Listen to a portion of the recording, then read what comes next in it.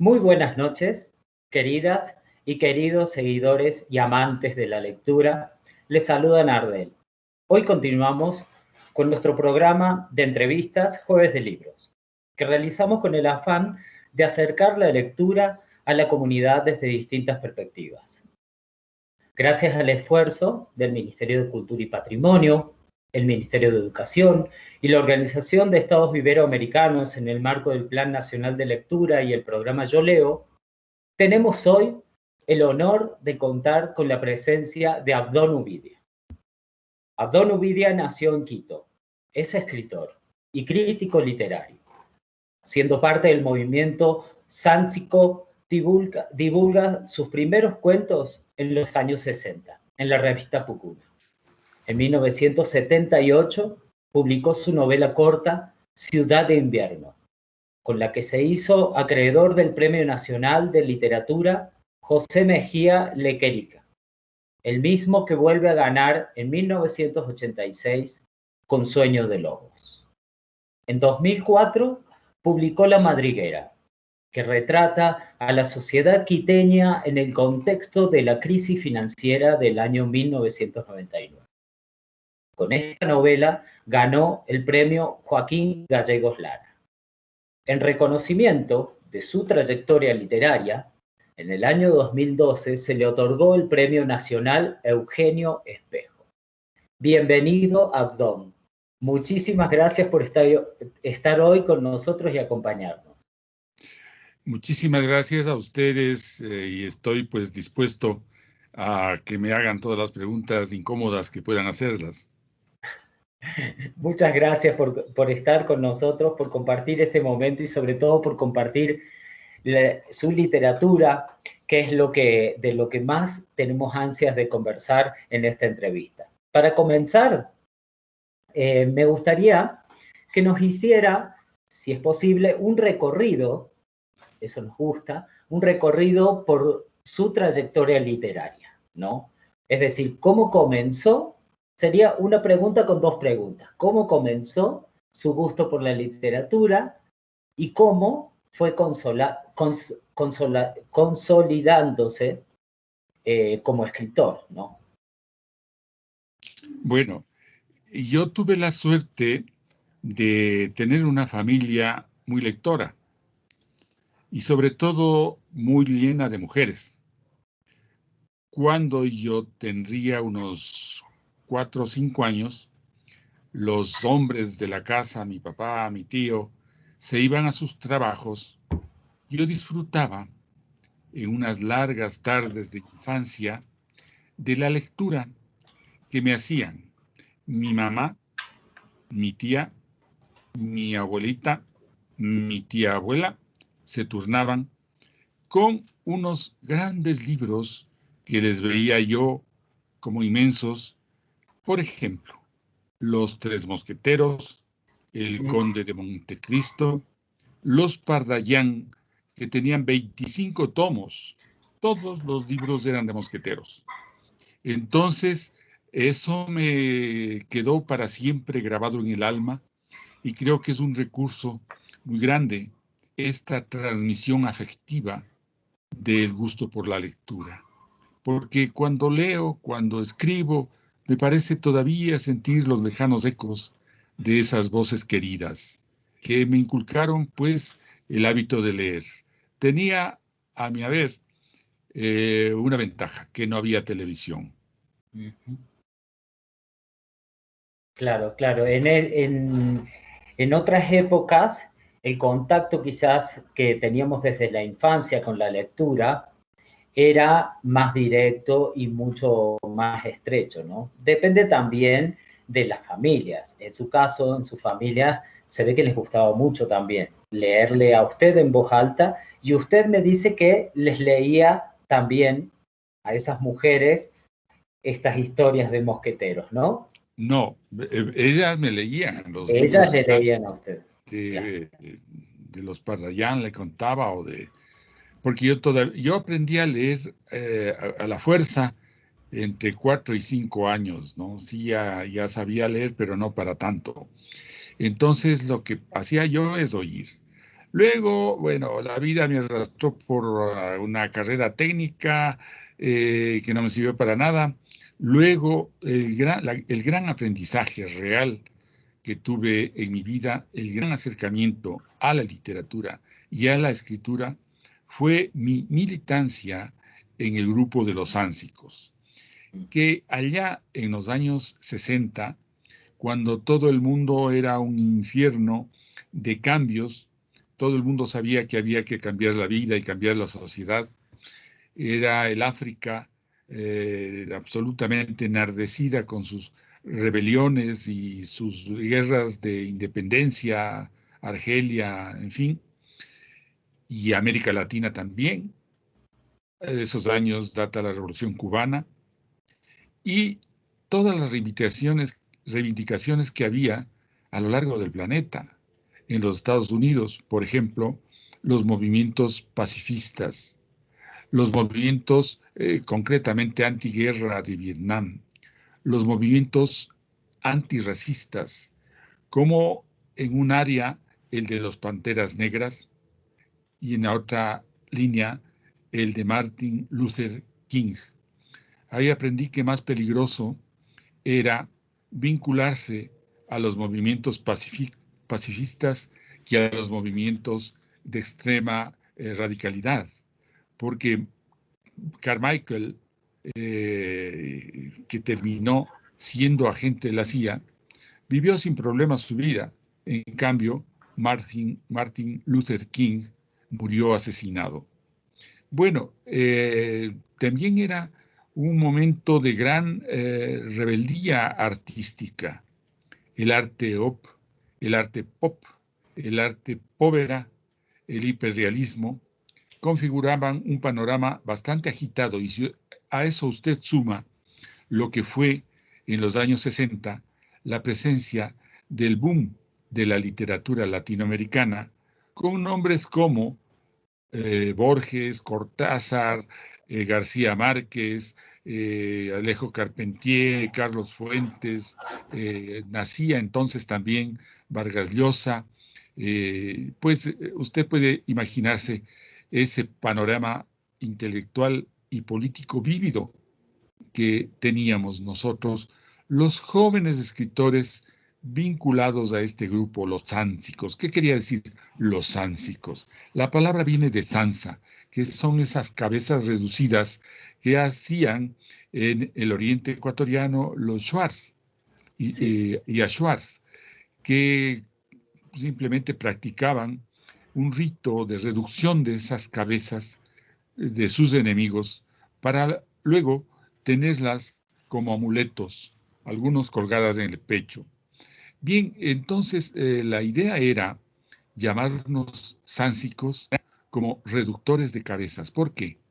Porque en los años 60, no se olvide que entre el 63 y el 66 hubo una dictadura militar en mi país, en Ecuador, y impuso pues vamos a decir, una especie de corte de intelectuales de la derecha capitaneados por Gonzalo Saldumbide, el autor de Égloga Trágica, que mostraban una literatura muy casticista, muy académica, muy conservadora. Para nosotros, rebeldes, revolucionarios, una literatura reaccionaria. Entonces, les veíamos como las cabezas, las grandes cabezas intelectuales de la época. Ya, claro, ya se habían apagado los fuegos de la literatura de los años 30 de mi país, que fue el verdadero boom que tuvo la literatura ecuatoriana, con nombres como Icaza, como Joaquín Gallegos Lara, como, bueno, tantos más. Entonces, en esos años, nosotros nos rebelamos contra ese panorama intelectual y también político que regía el país. Hicimos ese grupo, un grupo muy alternativo, vamos a decir, un grupo que hacía recitales insólitos, uno en Amorgue, otro en alguna institución psiquiátrica, otro en universidades, por cierto, siempre, otros recitales en los sindicatos y otros recitales en un café que era el nuestro, que se llamaba Café 77. ¿Por qué se llamaba en los años 60 Café 77? Porque el 77, el año 77, parecía que significaba el gran futuro, el porvenir. Y claro, usted sabe perfectamente que el año 77 llegó y se quedó en el pasado. Como suele ocurrir, todos los futuros se convierten pasado rápidamente y no siempre llegan bien.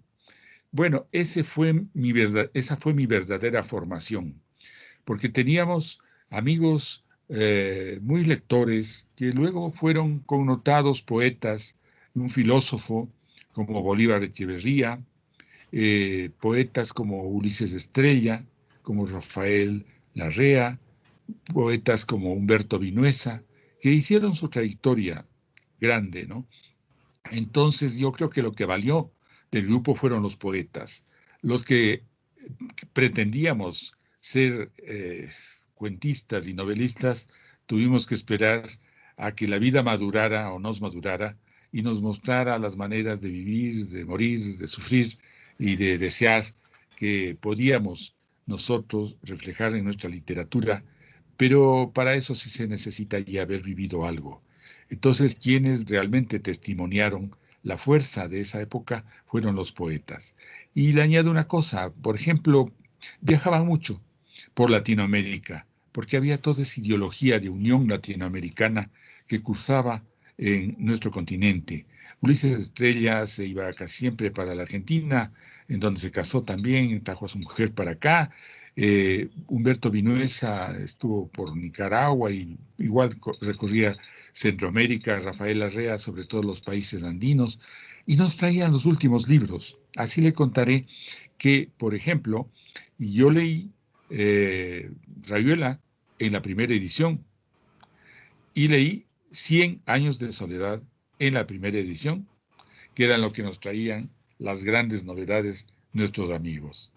Bueno, esa fue mi época entre bohemia y culterana, que terminó por formarme y terminó por hacerme como soy. Y qué interesante, Abdón, cómo nos pone en contexto, un contexto no menor para entender la vida literaria, para entender una obra, ¿no? Y para entender también cómo se sucedieron los hechos en Ecuador, ¿no? En esa época. Y yo le pregunto entonces, ya que me está contando sobre esto, ¿usted ya sabía que iba a ser escritor en los años de militancia o fueron dos cosas que se fueron dando de manera paralela?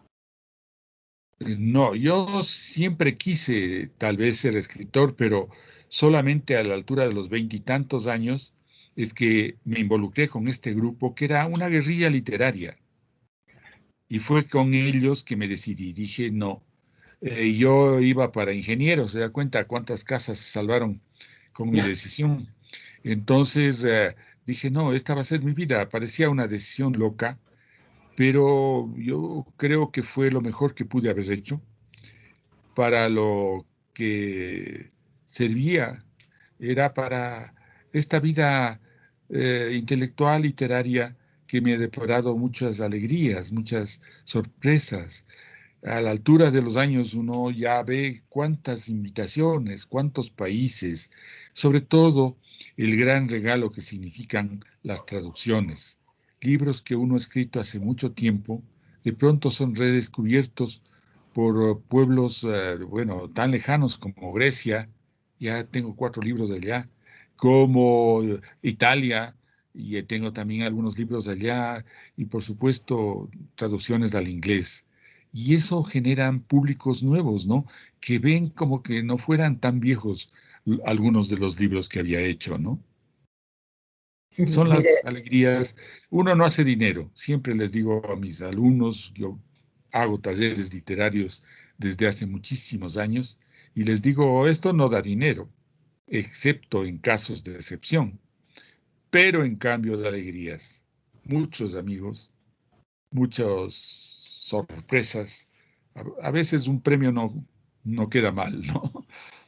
No, claro, porque un premio es un reconocimiento a lo que influye su obra literaria en el país también, en la comunidad misma, en los jóvenes, en el futuro. Eh, yo, por ejemplo, busqué sus libros en bibliotecas y ahí están. Entonces, hay mucho para leer y eso me parece realmente hermoso poder realmente darle la importancia que tiene a la literatura, ¿no? Y usted lo ha hecho con su obra.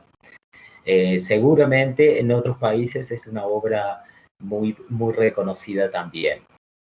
Para que más o menos vamos ingresando a la narrativa misma, ¿no? Quería preguntarle lo siguiente, ¿no? Los sucesos de alguna de sus obras narrativas transcurren teniendo como fondo importante momentos históricos del Ecuador. Por ejemplo, Ciudad de Invierno ocurre en la época del boom petrolero y La Madriguera, como ya dije anteriormente, en la crisis del feriado Ancares. Sin embargo, el enfoque principal de sus relatos está en la indagación interna de lo que sienten algunos personajes frente a determinados acontecimientos. ¿Cómo influye la historia en la constitución de la personalidad de los individuos que viven en sus obras? Fíjese, bueno, se olvidó de Sueño de Lobos, que es otra de las novelas que yo quiero mucho y que testimonia los años 80, la década perdida que se llamó en Latinoamérica de ese modo. Es la historia de un insomne, que por supuesto no duerme nunca, pero que termina asaltando el banco en donde trabajaba. En todo caso, eh, vamos a decir que he tratado de recoger cada época, a veces hasta de modo exagerado. Yo recuerdo sobre todo de dos novelas, ahora ya tengo 5 novelas, eh, que trabajaba muchísimo en ajustar el escenario real, realista, el calendario real, que yo diría con un propósito hiperrealista de recoger, sobre todo Quito. Quito ha sido mi tema. Quito en sus calles, en su tiempo, en sus ambientes, para que la historia ya ficcionada, ya fabulada, yo nunca he asaltado bancos, por ejemplo, todavía, entonces flotara de una manera más natural sobre ese escenario hiperrealista, porque yo les he dicho siempre, si digo viernes 5 de diciembre de 1980, llovía, es que llovía, o había luna nueva o cualquier cosa, todo está dicho de una manera estricta. No sé si eso era un trabajo de amor perdido, exagerado, pero me sirvió. Ahora le cuento, yo tengo un signo, yo no creo en los astros, pero que se cumple en mí. Yo soy Géminis y supuestamente debería tener un alma doble y la tengo. Entonces, por un lado, hago una literatura, esta que se ha referido usted, una literatura absolutamente realista, absolutamente local, absolutamente propia, ¿no? Vernácula. Y por otro lado, hago una literatura absolutamente fantástica, que ocurre en países muy lejanos o en épocas del futuro muy lejanas. En definitiva, dos literaturas que no se encuentran sino en mí, en mis propios miedos, en mis propios deseos y fantasmas. Entonces, y la una serie es estas novelas de Quito. Empieza con Ciudad de Invierno, sigue años 70, sigue Sueño de Lobos, años 80, sigue La Madriguera, que ahora, este momento, le están publicando una edición muy linda en Italia, y sigue después un relato también ubicado en los años 80, en época terrible, cercana a la de Febres Cordero, que se llama Callada como la muerte, también publicada en italiano y también en griego. Eh, y otra novela pequeña que se llama La Hoguera Huyente, que testimonia los duros años que vivió un grupo rebelde de acá que se llamaban los Alfaro Vives. Entonces, bueno, esa es la novela, es la, digamos, la saga realista. Pero la otra corriente le he llamado yo divertimentos, que quiere decir divertimento más invento. Y no sé si se puede ver por ejemplo, es la primera edición de Divertimentos. Ahora ya tengo 4 libros de esta naturaleza y todos tienen que ver con una fantasía absolutamente loca y desbocada, que es la otra parte de mi naturaleza, ¿no? qué interesante, ¿no? Porque eso nos hace entender, ¿no? Cómo se van creando esas historias en los contextos y sus personajes, ¿no? Lo que viven. Voy a leer un pedacito, el inicio de Ciudad de Invierno. Quisiera leer un fragmento para luego ir a la pregunta. Dice así: lo que suele llamarse desventura está en uno, guardado, adentro, todo el tiempo. Es una cifra escondida de nuestro propio capital. A veces, por aburrimiento, por desenfado, uno saca de ese fondo personal una moneda y apuesta por una vez a la muerte. Apuesta en contra de uno mismo. Es un juego ingenuo, claro. El riesgo es tan pequeño que existen todas las probabilidades de ganar. Acelero el auto cuando el semáforo se pone en rojo porque sé que estoy en una zona en donde el tránsito es muy escaso. Apunto un revólver hacia mis sienes y aprieto el gatillo, porque recuerdo bien que no lo he cargado en mucho tiempo. El riesgo es, pues, apenas la ilusión del riesgo. No he ganado ni he perdido nada, pero he ganado la ilusión de que he ganado. Como jugar a una ruleta rusa en la cual hay un tambor que gira con 1.000.000 de alvéolos vacíos. Quizá esto explique, en parte, por qué fue que llevé a Santiago a casa. ¿No? Este fragmento me lleva a pensar, en estas palabras leídas, se entiende que el ser humano, en su facultad de ser libre para determinar su destino, padece de cierto tedio ante la vida. Por lo mismo, se somete a ciertas situaciones de riesgo que lo podrían eventualmente hacer caer en desventura. Aquí va mi pregunta, ¿no? ¿De qué manera lidia el ser humano con las convenciones a las que habitualmente está sometido?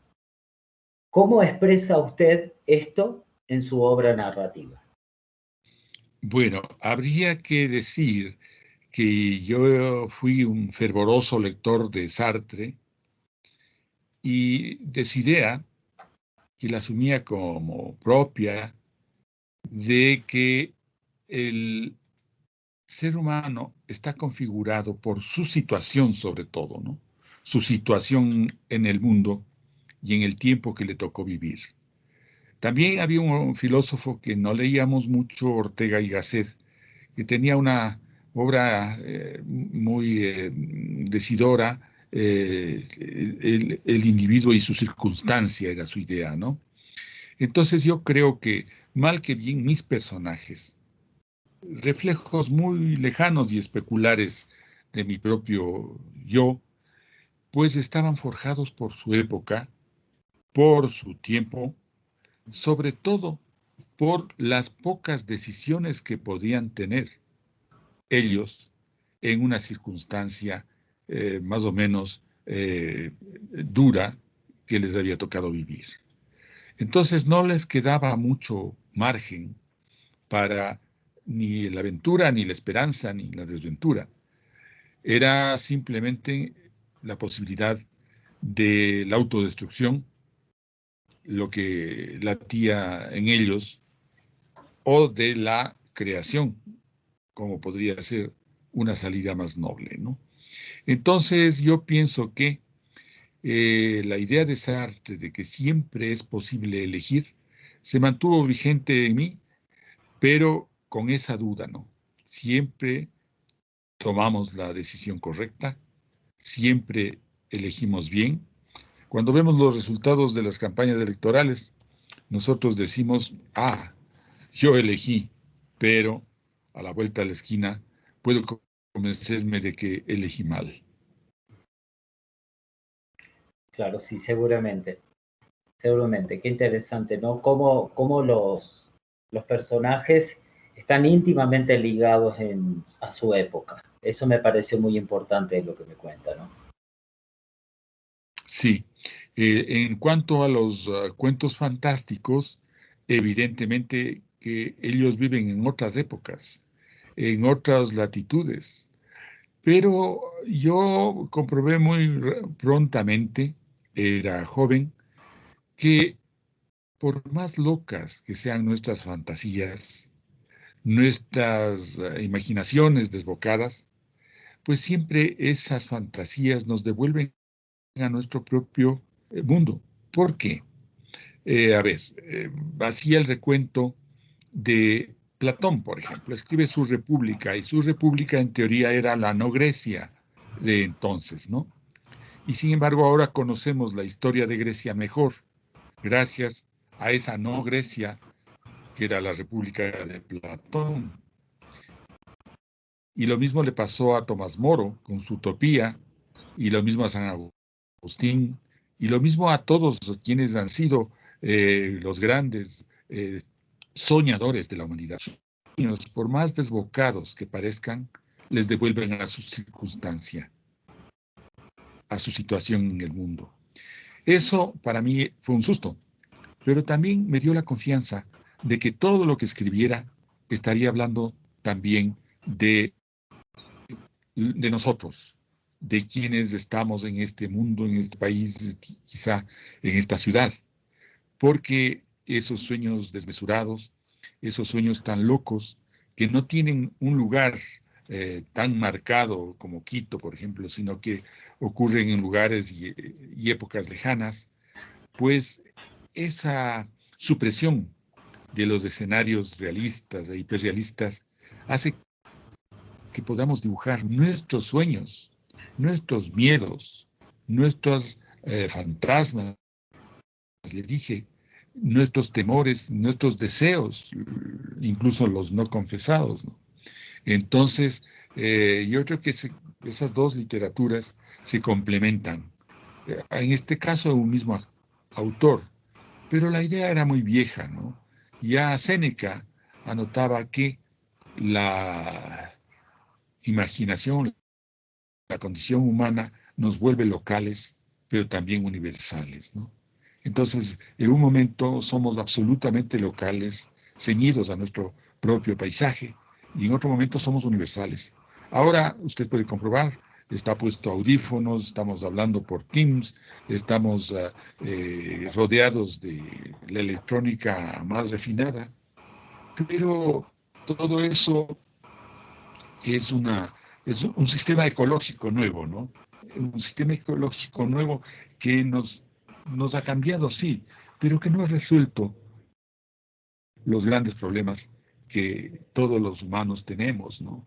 El problema el problema de la muerte, el problema del amor, el problema de la soledad, el problema del miedo.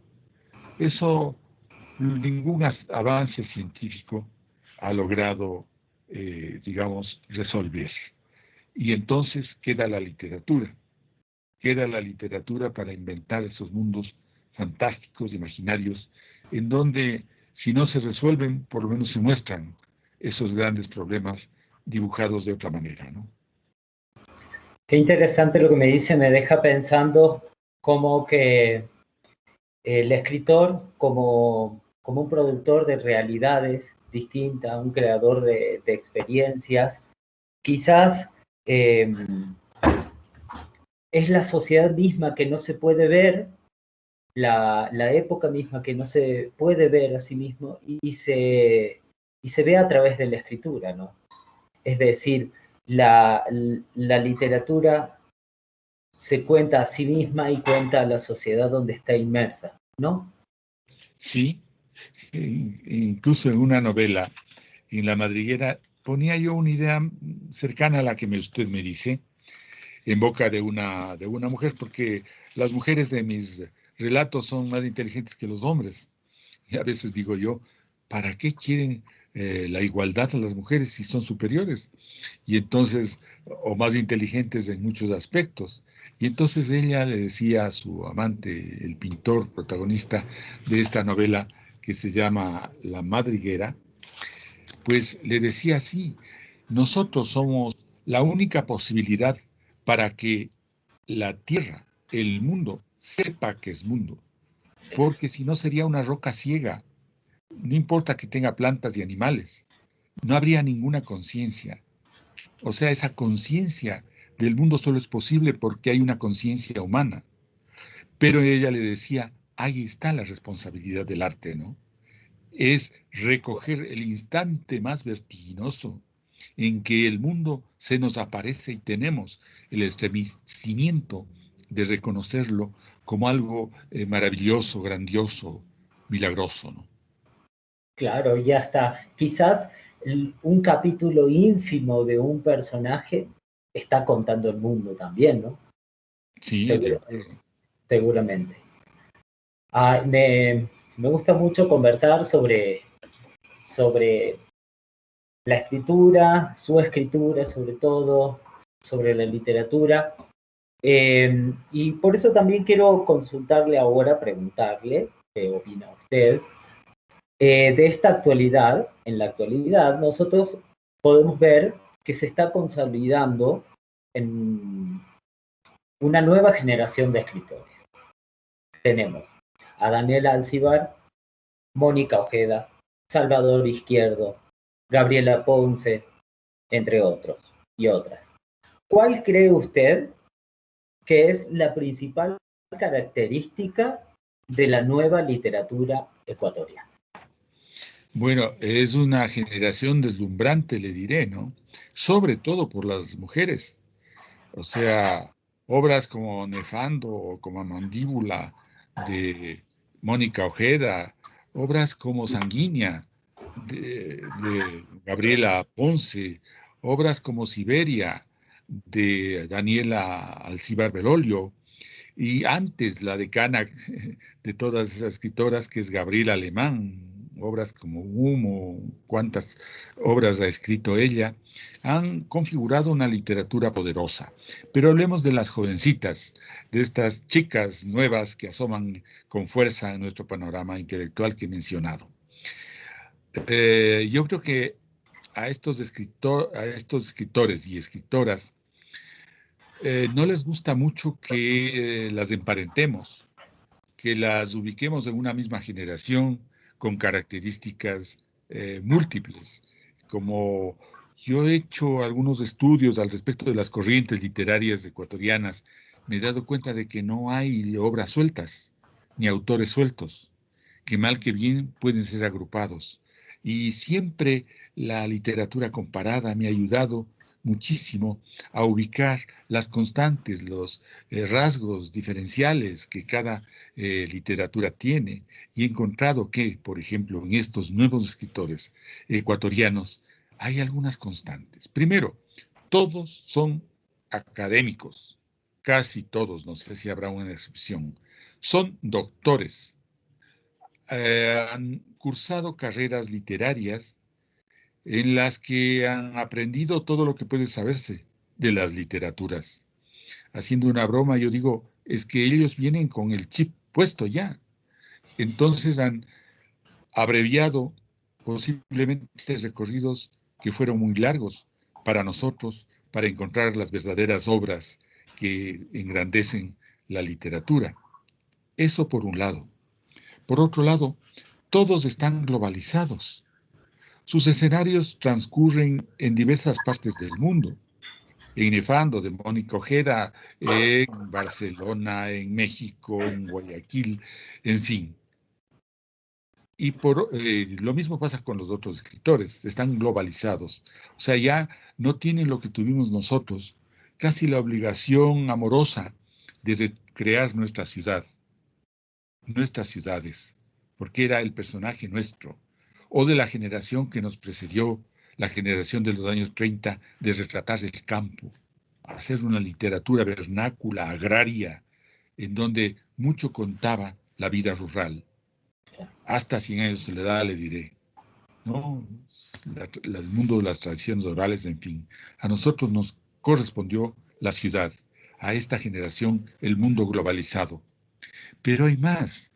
Ellos han asistido a un momento en que podríamos caracterizarlo como de descomposición de los núcleos familiares, de esa figura tan poderosa y fuerte que fue la familia, con un pater familias dictatorial que imponía la verdad, el bien y el mal desde arriba, pasamos a vivir familias con padres hermanos, que más bien querían identificarse con los hijos. Y luego la desconstitución completa de muchos hogares, sea por efectos de la migración, sea por efectos de las tentaciones múltiples y sobre todo por el debilitamiento del amor, lo que Byul-Chul Han llama la agonía del eros. Entonces, ¿qué pasa? Que nos encontramos con muchos hogares monoparentales, pero también con muchos hogares que tienen o mantienen una violencia intrafamiliar que es innegable. De esas relaciones tormentosas intrafamiliares es que nace la literatura de estos jóvenes. Eso sería otra característica. Yo le podría señalar unas más, pero estas son las tres más importantes, ¿no? Y es interesante ver cómo ese buceamiento despiadado que hacen estos escritores y escritoras de sus mundos familiares nos muestran que ahora, a pesar de la globalización, lo que cuenta es la experiencia de la infancia, la experiencia íntima, a veces ardua, a veces dura, de algo que ya no se podrá olvidar y quizá Freud de por medio olvidar jamás. Qué interesante. Y cree que también usted, yo ahora lo escucho y pienso si estas escritoras, estos escritores estuvieran escuchando esta entrevista, seguramente estarían de acuerdo con estas cosas, con No estas creo. tres. No, sí, yo creo que sí, pienso, porque eso le quería consultar a usted.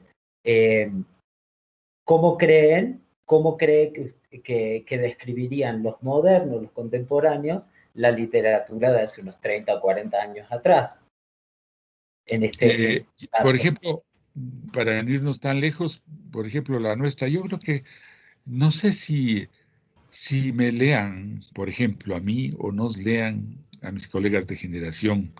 No estoy seguro de que sea así, pero lo que sí es cierto que gracias a los estudiantes, a los profesores, sí tenemos un público más o menos abierto y grande. Esta nueva generación de escritores yo creo que tiene una tienen certezas muy grandes y no, y yo le digo, a veces hasta he pensado que a algunas de estas personas no les gusta que les mencionen mucho, que les mencionemos nosotros, ¿no? Como lectores. Pero yo creo que, y soy amigo por otro lado de muchas de estos escritores y escritoras, muy amigo, muy cercano, pero creo que están ellos viviendo su cuarto de hora de fama y están disfrutándolo de buena manera. Al respecto de lo que yo le decía de la disolución de las relaciones familiares, yo publiqué este libro que se llama La aventura amorosa. Y entonces ahí quise recoger, este es un libro que salió también en España y en Grecia, ahí quise recoger lo frágiles y débiles que son las relaciones familiares, intrafamiliares sobre todo, ¿no? Entre otras cosas. Está claro el fantasma de Bauman y sus amores líquidos y está, bueno, todos los pensadores actuales han reflexionado sobre este tema tan arduo, ¿no? Pero yo sí soy un fanático. Le diría, aunque no me lean, no sé si sea así. Algunos sé que me leyeron cuando era Silvia Stornaiolo, cuando eran muy jovencitos, ¿no? Porque ese libro de Divertimentos lo leían en los colegios y lo mismo Ciudad de Invierno. Bueno, me leyeron ahí, yo digo suficiente, pero lo que sí sé es que yo sí soy un fanático de esta nueva literatura y que no hay libro que no salga en este momento, escrito por algún joven que no me atraiga, ¿no? Sé que se me escapan muchos, pero le contaré una de los trabajos que tuve fue el de editor. Yo dirigía la editorial El Conejo durante muchos años y entonces estaba en comunicación permanente con escritores de toda época, ¿no? Hay escritores que muy tardíos, que son grandes escritores y que por desgracia se atrasaron al tren de la novedad y se quedan con sus obras para unos públicos, yo diría, más selectos tal vez, ¿no? Académicos algunos de ellos. Entonces, yo sí les leo. Esta es la conclusión. Qué lindo conversar con usted, con toda la experiencia que usted tiene, con todo el legado, con toda la obra, con todo lo que ha transitado, ¿no? Porque como usted decía, una de las diferencias que algunos escritores contemporáneos o modernos, escritoras, vienen con toda la academia, usted quizás tuvo que pasar por varias cosas hasta comprender lo potente y lo importante, lo significativo que es la literatura para un Vea, país, para todo. fíjese, solamente una experiencia de la época sánsica. Nosotros queríamos sentir los estremecimientos del mundo del modo más arduo. Por ejemplo, visitábamos la cárcel, visitábamos el leprocomio, visitábamos el manicomio, y así los lugares más arduos de la ciudad, la avenida 24 de Mayo de entonces, y no le cuento lugares menos indicados, pero eso era lo que sentíamos que es la realidad que trataba de gritar a través de nosotros. Bueno, ese fue un aprendizaje. Yo creo que es insustituible que los grandes profesores que hay ahora, los grandes métodos didácticos y los grandes libros que existen para iniciar a los literatos de hoy, no reemplazarán esa experiencia de la vida vivida en esos lugares tormentosos que buscábamos para reconocerlos y ver que de algún modo reflejaban también el mundo, ¿no? Seguramente.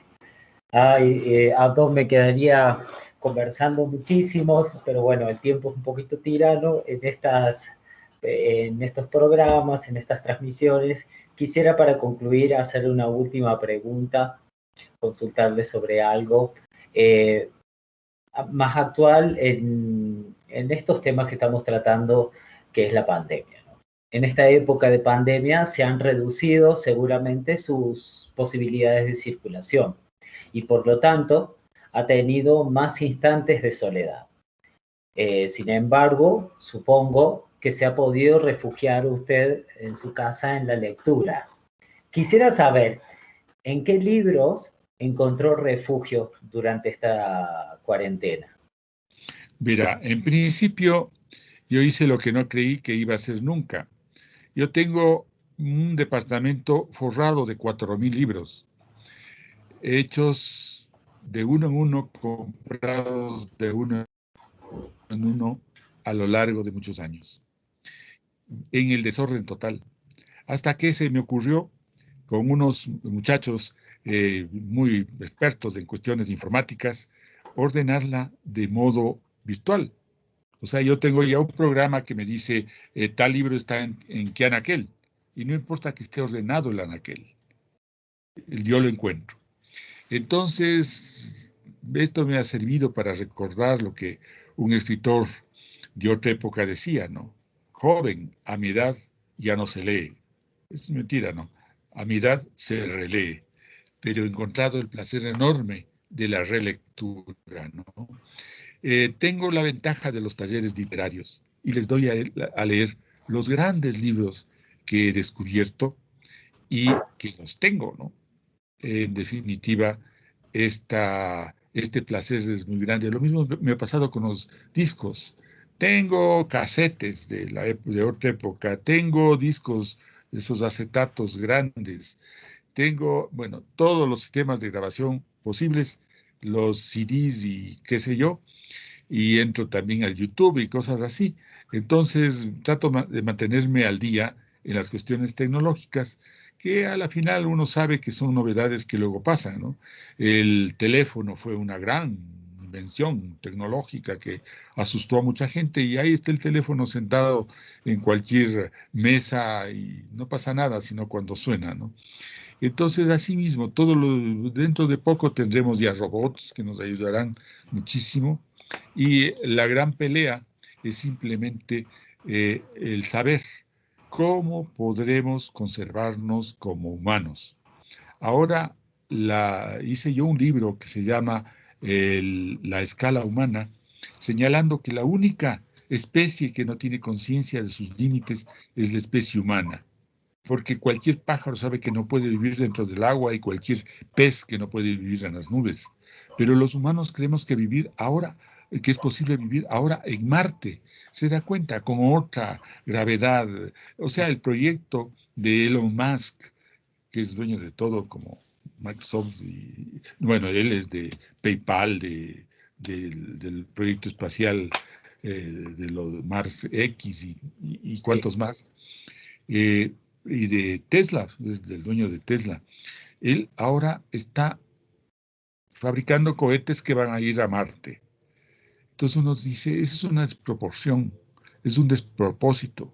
Esos seres que después nazcan de nosotros en Marte ya no serán humanos, serán otra variedad de humanos porque les regirá otras fuerzas siderales, por un lado.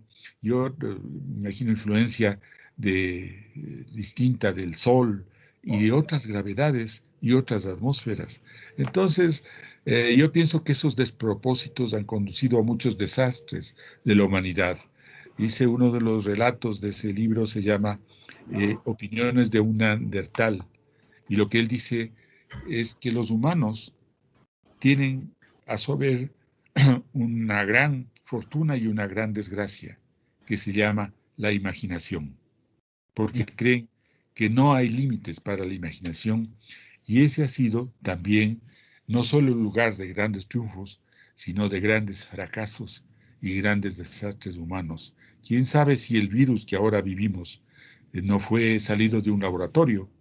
A mi modo de ver, no importa, hice un artículo al respecto, si fue obra de un laboratorio o fue natural. En todo caso, la manipulación que hoy se hace de ese virus, la manipulación política, por ejemplo, es igual a que si hubiera sido fabricado, ¿no? En todo caso, yo digo, estamos con riesgo de vivir un mundo absolutamente deshumanizado, inhumanizado, carente de límites, en donde los poderosos creen que tampoco hay límites para su fortuna y que se pueden enriquecer cada vez más. No se olvide que ahora, por ejemplo, Bill Gates o de Microsoft, o Zuckerberg de Facebook, o el mismo Elon Musk de estas industrias que le he dicho, ya bordean los 200.000 millones de dólares. 200.000 millones de dólares. En un Sí, mundo en donde, en también. donde el 99% de la población tiene 1% del capital que a ellos les sobra, ¿no? Sí, yo creo que la brecha de igualdad o de desigualdad va a ser mucho mayor a medida que pasa el tiempo, ¿no? En el futuro. Y por estas cuestiones quizás de cómo el humano manipula todos los acontecimientos, como decíamos, como el virus en este caso actualmente. Para terminar, Abdón, recomiéndeme un libro, a mí y a la audiencia, para leer. ¿Un libro mío?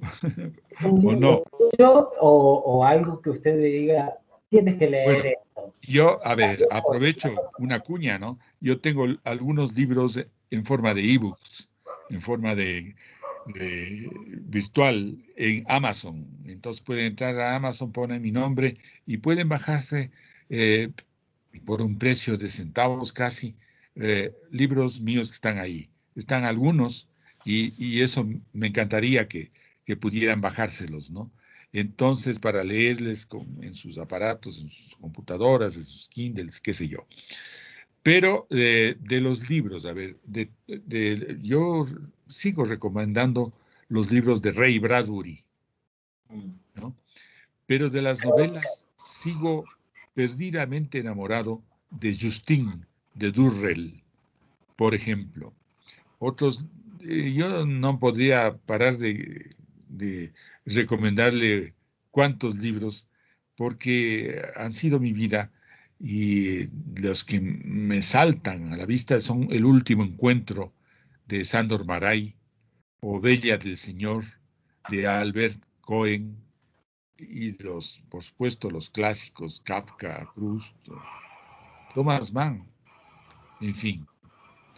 Bueno, eso es lo que le podría decir. Qué pena no haber sido más claro, más sintético para poder decirle, esta es la No, lista que deben leer. no, nos ha dicho varios títulos, son los clásicos y que está bueno también volver a leer quien no lo ha leído o releer, como usted decía en la entrevista, que es algo tan lindo y que también se disfruta. De verdad, ha sido un honor compartir con usted este episodio de Jueves del Libro. Abdón, le agradezco muchísimo en nombre del Ministerio de Cultura y de Patrimonio, el Ministerio de Educación y la Organización de Estados Iberoamericanos su disposición para participar en esta entrevista, en este programa. Bueno, después de felicitarles por este espacio que sumará a muchos otros espacios que están ahora, digamos, volviéndose necesarios para la difusión de la lectura, eh, yo le agradezco mucho por esta entrevista y les agradezco a todas estas instituciones que mencionó la posibilidad de que los creen estos espacios, ¿no? Y bueno, a mí siempre me tendrán a las órdenes. A mí me gusta comunicar lo poco que he aprendido, así es que a las órdenes. Muchísimas gracias, Abdón. Y nos despedimos entonces también agradeciendo a quienes nos estuvieron viendo hoy, a nuestra audiencia, y nos vemos pronto en otro Jueves de Libros, seguramente con una entrevista nueva y con algo tan entretenido como lo que hemos tenido hoy y tan interesante. Muchísimas gracias, Abdón. Abdón Uvidia, entonces, en Jueves de Libros. Muchas gracias, Natrel. A las Adiós. órdenes. Adiós.